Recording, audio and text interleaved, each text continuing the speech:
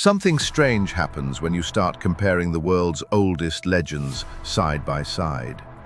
Not the famous ones polished by Hollywood, but the raw, uncomfortable ones, buried in temple inscriptions, fishermen's prayers, and forgotten manuscripts. A pattern emerges that no university has been able to dismiss with confidence. A figure appears again and again across cultures that, according to every historical record we possess, had no possible way of speaking to one another. Tribes in the highlands of the Congo, scribes in Mesopotamian ziggurats, monks in medieval Ireland, fishermen in feudal Japan. All of them, independently, described the same encounter. A woman who was not quite a woman, a presence that emerged from the water, a voice that erased reason, and a death that came dressed as desire. For most of modern history, scholars classified these stories as the natural overlap of human imagination. Every culture invents monsters, they said. Every culture dreams of what lurks beneath the waves. But there is something they could not explain, and it is the reason this conversation has slowly returned to serious academic circles. The details are not vague. They are not the kind of generic terrors a frightened mind invents around a campfire. They are precise. They are uncomfortably consistent. And when you place them alongside an ancient Hebrew text most people have never read in full, the coincidence begins to look less like coincidence and more like something humanity has been trying to remember for thousands of years. That text is the Book of Enoch, and what it describes about the time before the flood may be the single most overlooked passage in the history of biblical literature. To understand what we are dealing with, we have to go back to a chapter that the Bible itself treats almost like a warning before the real story begins. Genesis chapter 6. Most people who read the Bible move past it quickly because the verses feel cryptic, almost out of place. The narrator pauses the genealogies, pauses the patient unfolding of Adam's line, and inserts something that reads more like a fragment of a much older record. The sons of God looked upon the daughters of men, saw that they were beautiful, and took wives for themselves from among them. And then the verse that translators have argued about for 2,000 years. There were giants on the earth in those days, and also afterward, when the sons of God came in to the daughters of men, and they bore children to them. The same were mighty men of old, men of renown. Mighty men of renown. Beings whose fame was so great that even the writer of Genesis assumes you already know who they are. He does not explain. He simply names them as if their reputation was a shared cultural memory across the ancient world. And in a sense it was. Every civilization that emerged after the flood carried whispers of these beings. The Sumerians wrote of demigods. The Greeks built temples to heroes who were half divine. The Hindus described the offspring of celestial beings descending into mortal lineages. The pattern is so widespread it cannot be brushed aside as cultural diffusion, because many of these cultures had no plausible contact with one another. But Genesis tells only the headline. To find the rest of the story, you have to open a text that early Christians read alongside their scriptures and that the New Testament itself quotes directly. The Book of Enoch. The figure of Enoch appears briefly in Genesis chapter 5, the great-grandfather of Noah, a man who walked with God and was no more, because God took him. That single sentence has fascinated readers for centuries. Some scholars believe the brevity is intentional, a quiet acknowledgement that the full story of Enoch existed elsewhere and was already known to the original audience. That elsewhere was preserved in fragments among the Dead Sea Scrolls, in the Ethiopian Orthodox canon, and in writings cited by some of the earliest leaders of the Christian Church. Jude, the brother of Jesus, quotes Enoch by name in the New Testament, which means that at least one of the apostles regarded the text as carrying spiritual weight. What Enoch describes Is something that changes the entire emotional landscape of Genesis. 200 angelic beings, called the Watchers, descended onto a mountain. The text names it Mount Hermon, a real peak on the northern edge of ancient Israel, still visible today, snow-capped and imposing. Before they descended, the Watchers made a pact, a binding oath. None of them would back out. Whatever consequences came, they would face them together. This is not the language of confused angels falling by accident. This is the language of conspiracy, a coordinated decision to abandon their assigned realm and cross into ours. What they did when they arrived is described in unflinching detail. They took wives from among the daughters of men. They taught humanity forbidden things, the crafting of weapons, the mixing of poisons, the reading of the stars for purposes never meant for human eyes. They opened doors that were meant to stay closed. And from their unions with human women, a hybrid lineage was born, the Nephilim. Beings of immense size, supernatural strength, and according to Enoch, an appetite that the earth could not satisfy. They consumed the herds, they consumed the harvests, and when there was nothing left to consume, they turned on humanity itself. This is the world God saw when Genesis chapter 6 tells us that the wickedness of man was great. The Hebrew word used there is not a soft word. It does not mean misbehavior. It means a corruption so complete that every thought of the human heart had become continuously evil. Some scholars believe this language refers not only to moral collapse, but to a contamination of the human bloodline itself. A world so far from what it was meant to be that only a complete reset could restore it. And that is exactly what the flood was. Not a punishment of disobedient farmers, not a regional disaster blown out of proportion, a surgical erasure of a corrupted world. Noah is described in a phrase that has puzzled translators for centuries. He was perfect in his generations. Some interpreters believe this is a reference to his lineage, untouched by the genetic interference of the Watchers. Whether or not that interpretation is correct, the consequence is the same. The flood came. The earth was swept clean. The giants drowned. The corrupted world was washed away. Or so the surface of the story suggests. Because here is where the questions begin to multiply. If the flood truly erased every trace of the Nephilim, why does the Book of Numbers, written long after the waters had receded, describe giants in the land of Canaan? Why does the Bible tell us about Goliath, who lived in the time of King David, centuries after the flood was supposed to have ended that lineage forever? Why does the conquest of the Promised Land read, in places, like a sustained war against an enemy that should not, by all logic, still exist? Some scholars believe the corruption returned through a second incursion. Others believe certain bloodlines survived through Noah's family without his knowledge. The text does not give us a clean answer. It only gives us the unsettling truth that the giants did not fully disappear. And there is another question that has gone almost entirely unasked in mainstream commentary. The Book of Enoch and Genesis focus on the male Nephilim, the warriors, the giants, the renowned ones. But human reproduction does not produce only sons. If the Watchers took wives and those wives bore children, daughters were born as well. Daughters who would have carried the same hybrid nature as their brothers, the same supernatural inheritance, the same disconnection from the natural order of creation. What happened to them? The biblical text is almost silent on this point. Almost.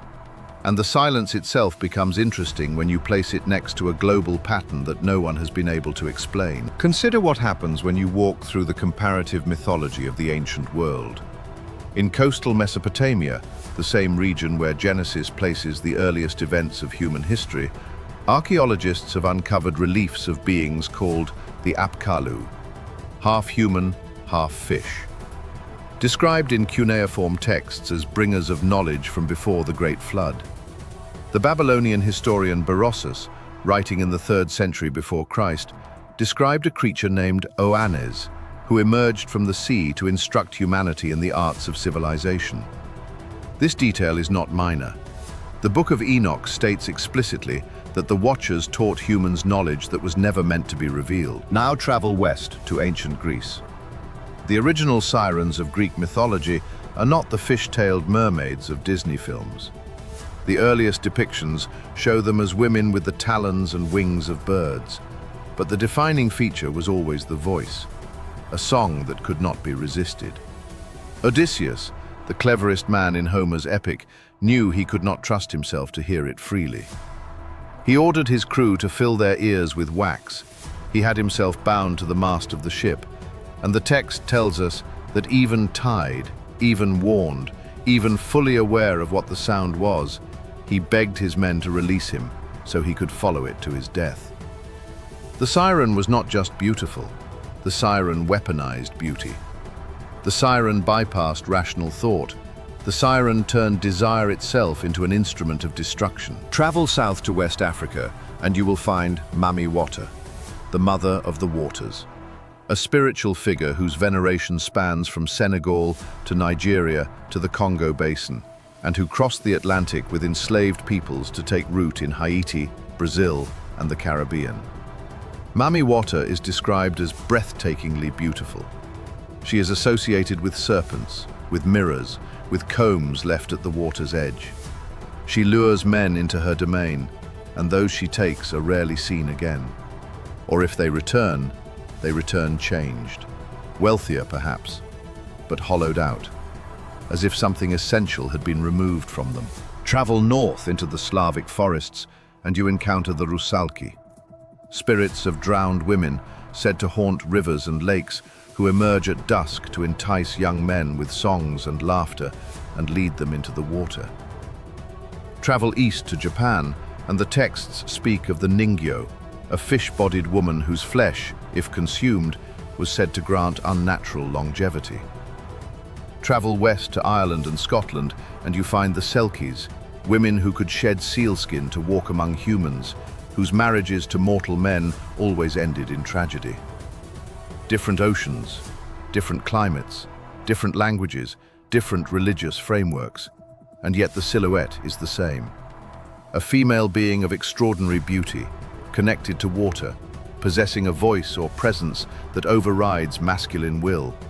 Dangerous, almost always dangerous, even when she appears benevolent at first. What are we looking at when we lay all of these traditions side by side? Are we looking at independent inventions of the same imagination, repeated across 100 isolated cultures by sheer coincidence? Or are we looking at the broken echoes of a shared memory? A memory of something that once was, preserved imperfectly across thousands of years, refracted through the lens of every people that survived the flood and tried to describe what their grandfathers had once known. This is where some researchers of ancient biblical texts have proposed an interpretation that deserves careful, sober examination. Not as doctrine. The Bible does not state this directly, and honesty requires that we acknowledge that openly. But as a possibility that the accumulated evidence makes difficult to dismiss outright. The Book of Enoch makes a claim that Genesis does not. In chapter 7 of Enoch, the corruption introduced by the Watchers is described as extending beyond humanity.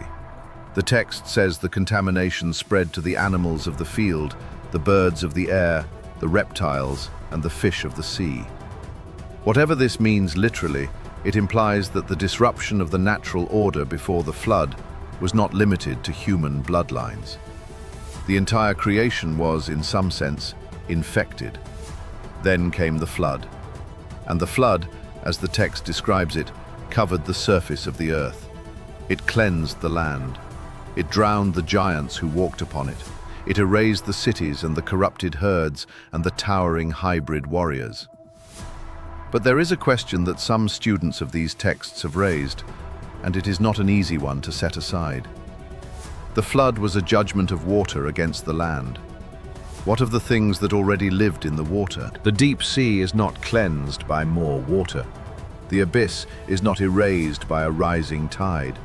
And if some portion of the corruption introduced by the Watchers had taken a form suited to the water, that portion would not necessarily have been destroyed by a flood whose purpose was to scour the land. This is where the silence around the female Nephilim becomes provocative. The male giants were warriors. They fought, they ruled, they ravaged the land. They left bones large enough that ancient peoples assumed they were the remains of gods. But the daughters of the Watchers, if they existed, do not appear in those terrestrial descriptions. They are absent from the conquest accounts. They are absent from the lists of named giants. They simply are not there in the way their brothers are. Where are they? The traditions of the world, scattered across continents and centuries, almost uniformly describe the dangerous aquatic feminine. Beautiful, supernatural, possessing a power over men that mirrors, with disturbing symmetry, the original sin of the Watchers themselves. The fallen angels were drawn down by the beauty of human women. They abandoned their realm in pursuit of that beauty, and the mythological record of the post-flood world is filled with stories of a feminine power that draws men down into hers, into the water, into oblivion. It is, at minimum, a poetic symmetry that should give us pause. At most, it may be the surviving signature of something the Bible chose to leave underdeveloped in its own pages. There are other threads worth pulling.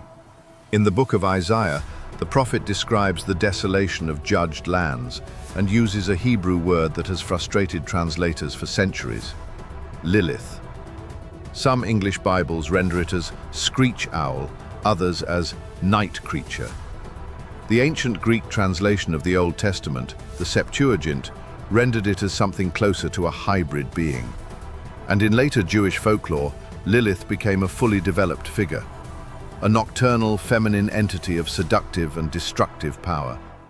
The folklore is not scripture, and we should be careful not to conflate the two. But the fact that the Hebrew word existed at all, embedded in the prophetic text in the context of a land emptied by divine judgment, suggests that the original audience understood it to mean something specific, something they recognized. And then there is the sea itself, treated throughout the Hebrew Bible as more than a body of water. The deep, the Tehom, the abyss, the place from which Leviathan rises in the Book of Job, a creature so terrifying that God himself uses it to silence Job's complaints. A being that breathes fire, whose scales no weapon can pierce, whose lair is the depths no human has ever surveyed. Job is not described as a fable in the Hebrew tradition. Leviathan is described as a real inhabitant of a real ocean, and the text treats its existence with the matter-of-fact seriousness of a man describing an animal he has heard of from sailors. The ancient writers knew that the deep places of the sea were not empty. They wrote as people who took this seriously. We are the ones who have forgotten. When you stand back and assemble the picture, it becomes coherent in a way that is difficult to ignore. Angelic beings crossed into a realm not meant for them. They produced a hybrid lineage that corrupted the world. The flood cleansed the surface of the earth, but left the depths of the sea untouched. The survivors of the flood carried the memory of what had been, and that memory diffused into every culture they founded. Across oceans, across centuries, across language families that share no common root, the same figure keeps surfacing. The beautiful one in the water, the voice that takes away the will, the death that wears the face of love. And then there is the final, almost forgotten clue. The Book of Revelation, the closing vision of the entire biblical canon, describes the new creation that follows the end of history. A new heaven and a new earth. No more death, no more pain, no more mourning or crying. And then a single phrase that sits among those promises, and almost no one stops to ask why it is there. And the sea was no more. Of all the things that could have been mentioned, the sea was specifically named as something that would no longer exist. Why? Why mention the disappearance of an ocean alongside the disappearance of suffering and death? Some theologians believe the sea in biblical literature is not only geographical, but spiritual. The place of chaos. The place where the things God has not yet finally judged still wait. If that interpretation carries any weight, then the removal of the sea in the new creation is not an environmental footnote. It is the closing of a door that has stood open since the days of Noah, since the Watchers, since the Nephilim, since the corruption that the flood scoured from the land, but could not, by design, scour from the deep. It is the final sealing of a story that began on a mountain called Hermon, with 200 beings who swore an oath they should never have sworn, and ended in waters that will themselves one day be erased. The Bible does not tell us in any single verse that the daughters of the Watchers became the sirens of legend. To say so as a doctrine would be to overreach what the text actually says. But the absence of a direct statement is not the same as the absence of evidence. And the evidence gathered from the silence of Genesis, the testimony of Enoch, the warnings of Isaiah, the visions of John, and the strange, stubborn unanimity of human myth across every continent is hard to dismiss with a shrug. What we can say with confidence is this: something happened before the flood that was so profound, so disruptive to the design of creation, that the God of Genesis intervened to undo it. And the memory of that something did not vanish with the waters. It survived. It scattered. It hid itself in lullabies and warnings and temple carvings and sailors' prayers in 100 different languages spoken by peoples who never met. It is still with us. We just stopped knowing how to read it. Maybe that is what the ancient texts have been waiting for us to do all along. Not to invent new theories, but to listen again. To notice that the silence in Genesis is not empty.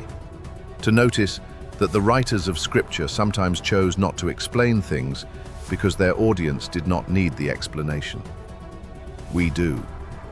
And the patient work of reading carefully, comparing across cultures, and asking better questions may bring us closer to a world we have forgotten than we ever imagined possible. If this exploration has changed the way you read those opening chapters of Genesis, take a moment to share your thoughts in the comments. Tell us how the story landed for you, whether something here resonated or unsettled you, whether there are angles you want us to dig into next. Subscribe if you want to keep walking through these forgotten corners of biblical history together, because there are more doors waiting to be opened. And as always, read the text for yourself. Sit with it. Let the questions linger. The Bible is older and stranger and deeper than most of us were ever told, and some of its most important conversations have only just begun.